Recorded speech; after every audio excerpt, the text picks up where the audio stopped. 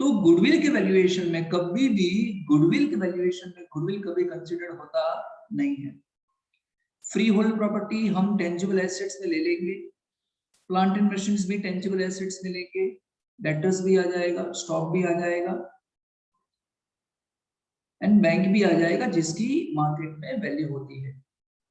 हाँ, इन सबको आपको लेना होता है रिवाइज्ड वैल्यू पे। रिवाइज्ड वैल्यू, रिवाइज्ड वैल्यू आपको एडजस्टमेंट में दी होती है। अगर एडजस्टमेंट में ना देना तो हम बुक वैल्यू ले लेंगे। Profit after tax, the most important word after tax. Tax लगने के बाद 16, 17, 17, 18, 18, 19 का प्रॉफिट दिया है। Information, market value of interest on investment is 8, whereas rate of risk return on this is 2. ये आपको दिया है नॉर्मल रेट ऑफ रिटर्न। दोनों को प्लस कर देने का, 8 + 2 = 10। तो नॉर्मल रेट ऑफ रिटर्न कितना हो गया? 10। The value of free hold property, value of free hold property यानी इसकी बात कर रहे हैं, इसकी वैल्यू की बात कर रहे हैं, is to be ascertained on the basis of 8% return। यानी आपको फ्री होल्ड प्रॉपर्टी की वैल्यू ढूंढनी है। The current rental value is 25,200। ठीक है, तो कैसे ढूंढेंगे सर? देखो, आप लिख देना वर्किंग नोट के अंदर, value of free hold property कैसे ढूंढेंगे? एक बात बताओ, फ्री होल्ड प्रॉपर्टी से आपको रेंट कितना मिलता है? 25,800 है ना, और वो कितना रिटर्न है? 8%। तो कैसे लिखने का, कैसे लिखने का? अगर आपको 8% कमाने हो तो आपको 100 रुपए इन्वेस्ट करने पड़ते हैं। एम आई राइट? मैं ऐसा कह सकता हूं? अगर आपको 100 रिटर्न 8 रुपए चाहिए तो आपको इन्वेस्ट करने पड़ते हैं 100। तो आपको रिटर्न चाहिए कितना? 25,200 रिटर्न चाहिए, तो आपको कितने इन्वेस्ट करने पड़ेंगे? You are getting return of 25,200, so how much amount is invested? बताओ कितना?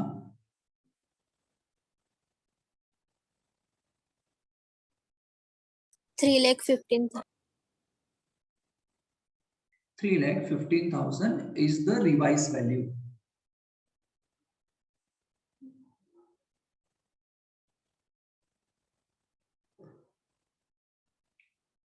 एडजस्टमेंट थर्ड आपको टैक्स के लिए दिया। Fourth adjustment, 10% of profit 17-18। 17-18 का 17-18 का जो प्रॉफिट है उसके 10% है ना, transaction of a non recurring nature. यानी 17-18 का जो प्रॉफिट है ना, 17-18 यानी कितना होगा? ये 222,520 502। हेलो, ये 17-18 का प्रॉफिट है। उसके अंदर 10% income, 10% income non recurring nature की ऐड हो गई। नॉन रिकरिंग नेचर की सिर्फ 17-18 में, सब ईयर में नहीं। चलो देख लेंगे उसको। Provision of 7875 on sundry debtors was made in यहाँ पे डेट चेंज करनी है आपको, 18-19 डेट चेंज करो, which is no longer required, जिसकी जरूरत नहीं है। तो ये किसको अफेक्ट करेगा? ये किसको अफेक्ट करेगा? इसकी इफेक्ट दो आएगी। एक तो हम क्या करेंगे, डेटर्स में प्लस कर देंगे क्योंकि प्रोविजन की जरूरत नहीं है। एंड दूसरा उसके प्रॉफिट में भी, उस ईयर के प्रॉफिट में भी प्लस हो जाएगा, क्योंकि प्रोविजन की जरूरत नहीं है। हम प्रोविजन प्रॉफिट में से करते हैं, लेकिन जरूरत ना हो तो प्रॉफिट में प्लस कर देते हैं।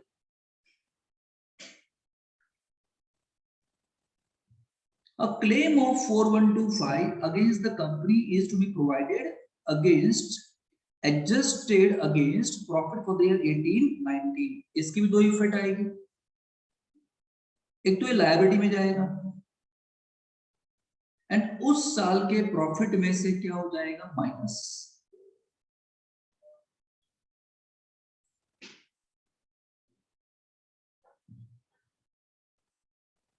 Calculate goodwill as per super profit method 3 times the adjusted average super profit of 3 years referred to above and annuity.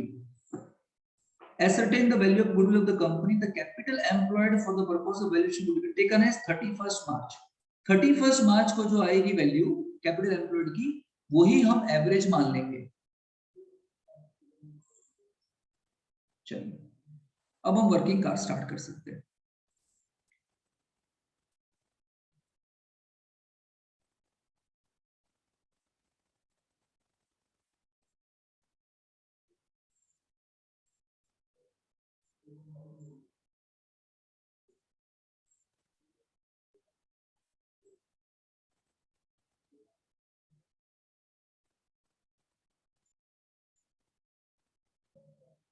चलो पहले क्या ढूंढेंगे, एवरेज फ्यूचर मेंटेनेबल प्रॉफिट, यहां ढूंढ लेते हैं। एंड दूसरे पेज पे ले जाते हैं, हम क्या ढूंढते हैं, एवरेज कैपिटल एम्प्लॉयड, नीचे ये ढूंढेंगे। चलिए एवरेज फ्यूचर मेंटेनेबल प्रॉफिट कितने साल है, 2016-17, 2017-18 एंड 2018-19।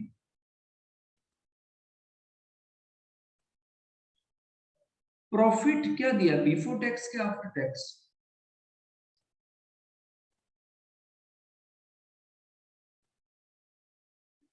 प्रॉफिट आफ्टर टैक्स दिया हुआ है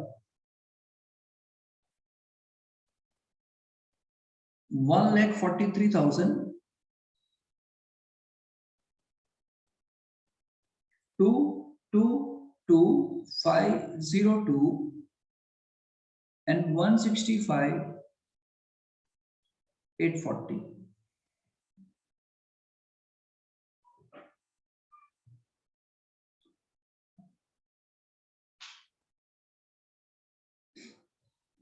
adjustment first two, second adjustment capital employed में आएगा।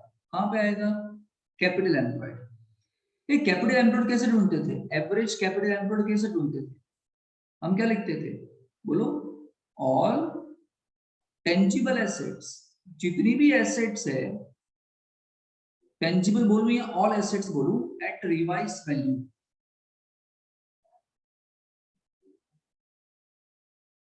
बट ध्यान ध्यान रखोगे यहां पे क्या नहीं आएगा, इसके अंदर अब गुडविल मत लेना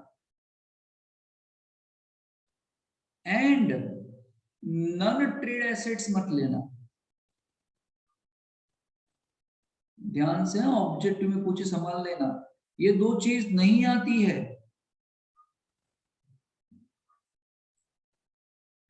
बट ऑब्वियस है फिक्टिशियस एसेट्स भी नहीं आएगी ना, फिक्टिशियस एसेट्स तो एसेट ही नहीं होती है। लिख दो भाई, तेरा कोई भरोसा नहीं, फिक्टिशियस एसेट्स वो भी नहीं आएगी। सर ये क्या होती है, ये होता है प्रॉफिट एंड लॉस अकाउंट का डेबिट बैलेंस, इकट्ठा किया हुआ लॉस। तो यहां हम लेते हैं पहले फ्री होल्ड प्रॉपर्टी,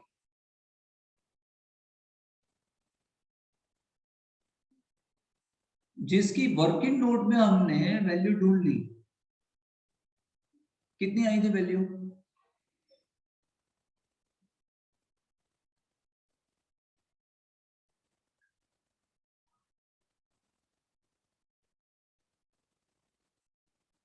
ये मैंने क्या किया, हेलो, ये मैंने किया एडजस्टमेंट नंबर सेकंड। मैं एडजस्टमेंट वाइज जा रहा हूं, एडजस्टमेंट वाइज। हाँ, आपको पता चले कौन से एडजस्टमेंट को कहां डालना है, इसलिए ऐसा कर रहा हूं। चलिए एडजस्टमेंट नंबर थर्ड, वो तो बाद की बात है, टैक्स की बात है बाद में। 10% यानी एडजस्टमेंट नंबर 4 अफेक्ट करेगा किसको, प्रॉफिट को। 10% of profit for 17-18 referred to above from a transaction of non-recurring nature, यानी लेस कर देंगे।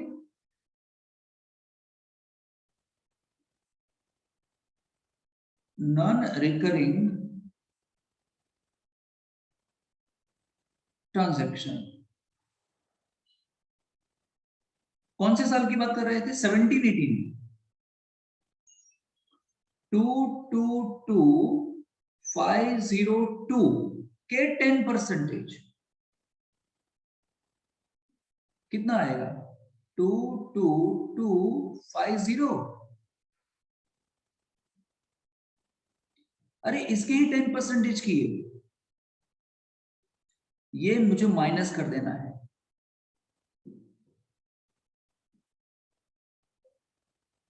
यहां और यहां इफेक्ट नहीं आएगा, ये कॉमन नहीं है, उसी ईयर में अफेक्ट करता है।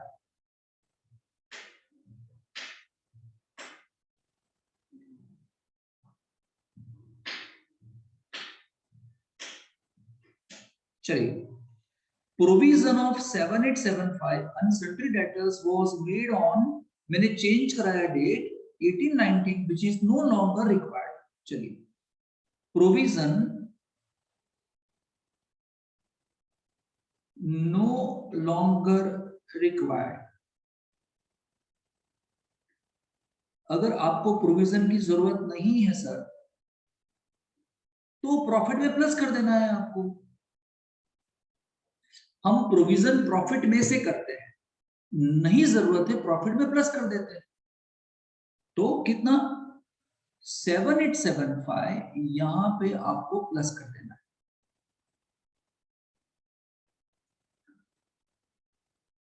एंड देखो, यहां देखो, हेलो बताओ, डेटर कितने थे, डेटर आपको 1819 में डेटर कितने दिए,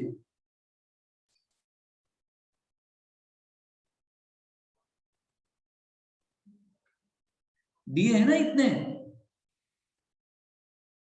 1819 में ना। एक बात बताओ, अगर आपको प्रोविजन की जरूरत नहीं है तो प्रोविजन प्लस कर देंगे ना, समझ में आए। देखो ये दोनों को अफेक्ट कर रहा है, कैपिटल एम्प्लॉयड को भी अफेक्ट कर रहा है, प्रॉफिट को भी अफेक्ट कर रहा है। 7875 कितना आया,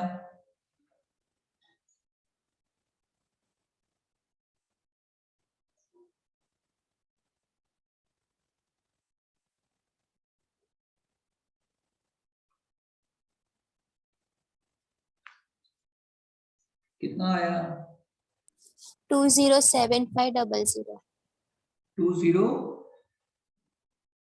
7500।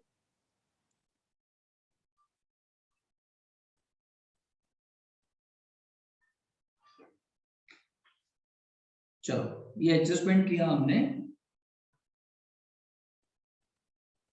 5 वाला।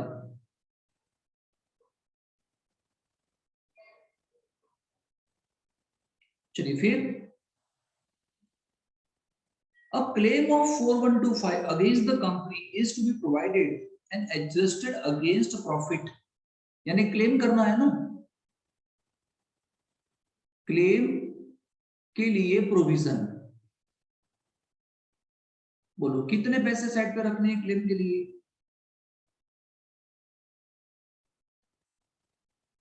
4125।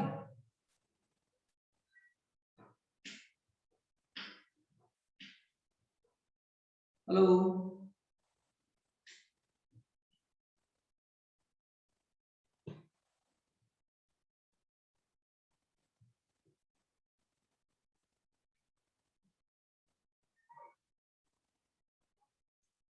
ये जो अमाउंट है ना, यहां देखो तो,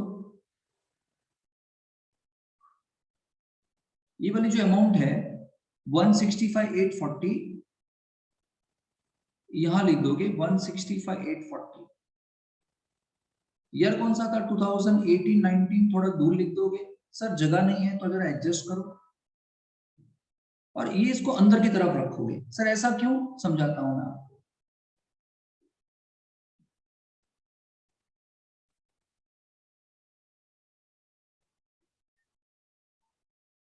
तो एक बार देख लो पहले। चलो ये बात तो समझ में आई ना कि यहां से माइनस करेंगे, इज दैट क्लियर?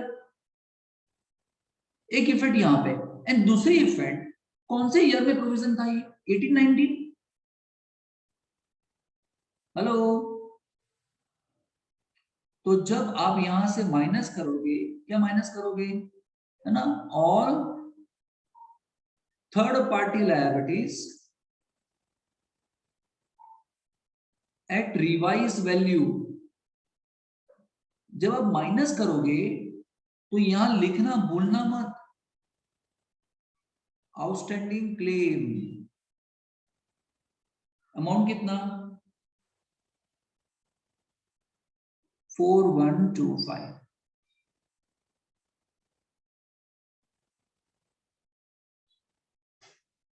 डन इतना?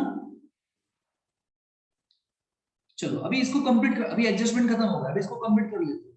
फ्री होल्ड प्रॉपर्टी लिख दिया, डेटर लिख दिया, क्या लिखना बाकी है इसके अंदर? प्लांट एंड मशीन लिखना बाकी।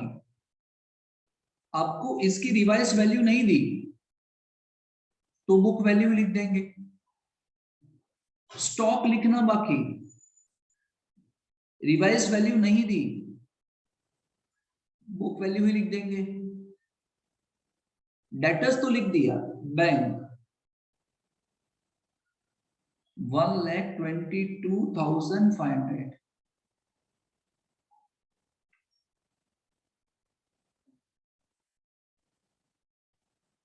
नीचे डिबेंचर लिखना बाकी, 5% डिबेंचर 1,50,000, एंड क्रेडिटर्स लिखना बाकी 1,19,625।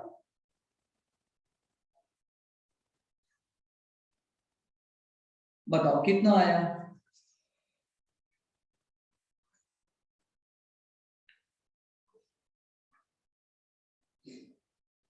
इसकी फिगर मुझे बताओ।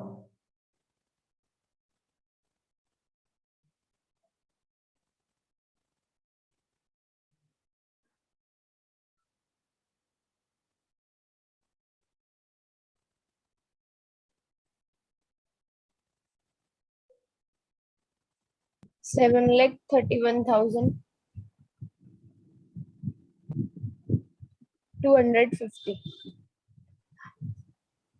250, 731,250। ठीक है, बताओ ये कैपिटल एम्प्लॉयड आई ना? क्या ये एवरेज कैपिटल एम्प्लॉयड है?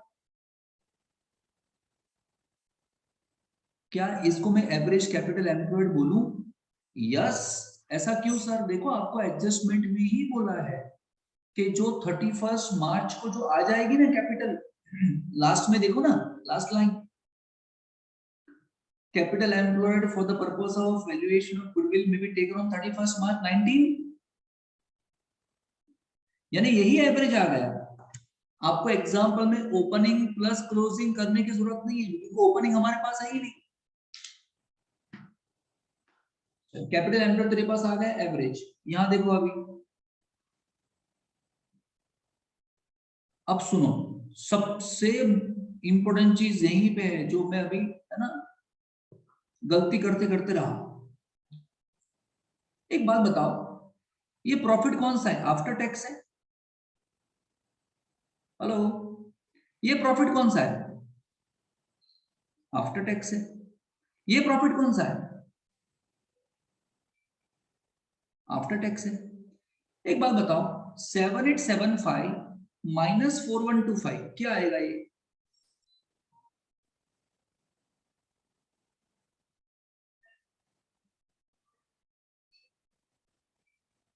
हेलो? 3750 आएगा। मेरी बात ध्यान से सुनना और मुझे बताना समझ में आया कि नहीं। यहां देखो, नहीं देख रहे यार, मैं क्या कह रहा हूं, मैं क्या कह रहा हूं, ये प्रॉफिट कौन सा है, आफ्टर टैक्स है ना, ये भी आफ्टर टैक्स है, ये भी आफ्टर टैक्स है, और ये क्या आया, ये क्या आया 3750 क्या आया, इतने से आपका प्रॉफिट बढ़ेगा ना, ये प्लस है कि माइनस है, ये प्लस है।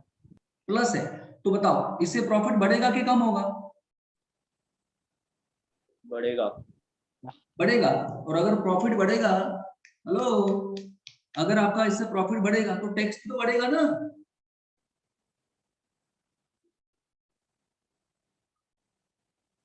आपने प्रॉफिट ढूंढ के रख दिया, टैक्स के बाद वाला प्रॉफिट ढूंढ के रख दिया, ठीक है, फिर उस पर एडजस्टमेंट आए, एडजस्टमेंट में आपका प्रॉफिट बढ़ रहा है, आया ना, प्रॉफिट बढ़ने से टैक्स भी बढ़ेगा ना, बताओ उस साल टैक्स कितना था, बताओ इस ईयर में टैक्स कितना है, लास्ट ईयर में 19.26 26%. तो यहाँ पे लेस 26% टैक्स करना पड़ेगा आपको, यहाँ पे इधर इसके 26% करो,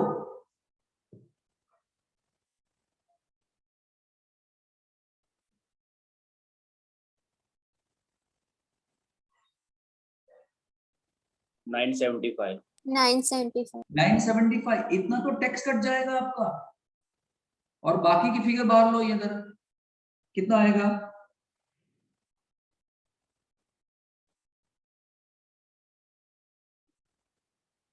समझ में आया, हेलो,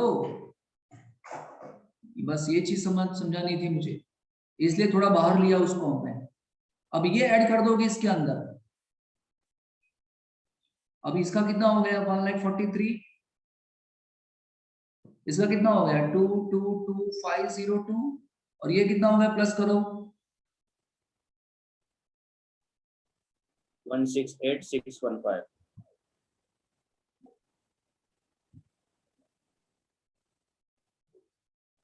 चलिए सिंपल एवरेज ढूंढ लेंगे, सिंपल एवरेज सबको प्लस करो, सबको प्लस,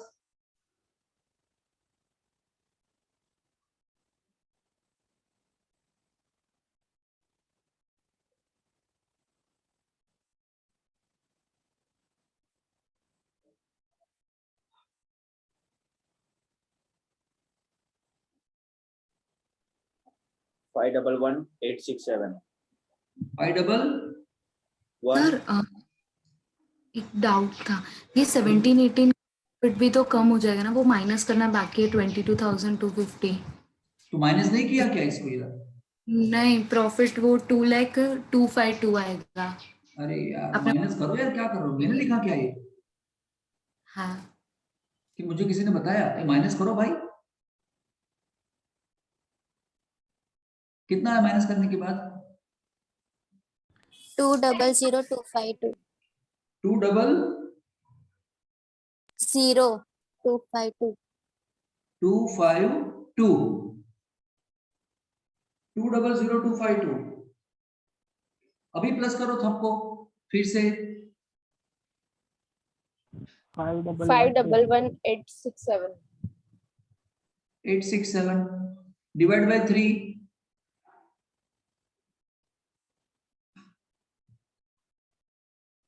170,622.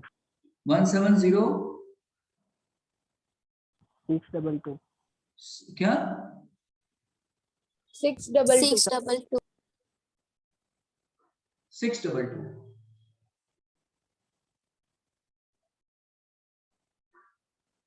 क्लियर,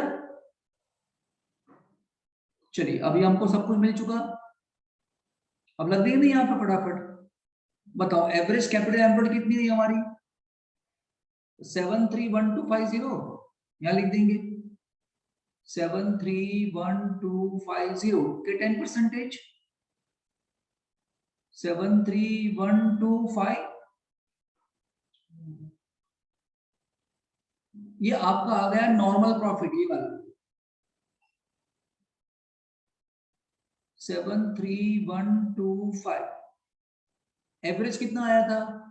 170622।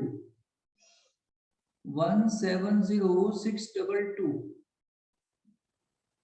डिफरेंस कितना? 97497. 97497। और ये फिर आ जाएगा ऊपर यहाँ पे 97497 into how many years of purchase? 3 years बोला था ना? 292491.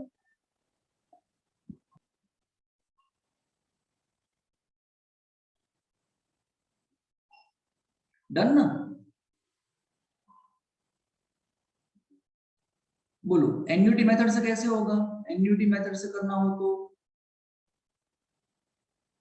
Goodwill is equal to average annual super profit into annuity factor. ये रहा देखो super profit 97497 into annuity factor कितना है? 2.487। बताओ।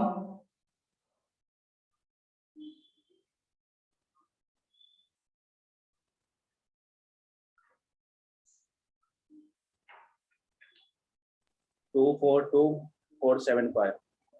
242 475. 475।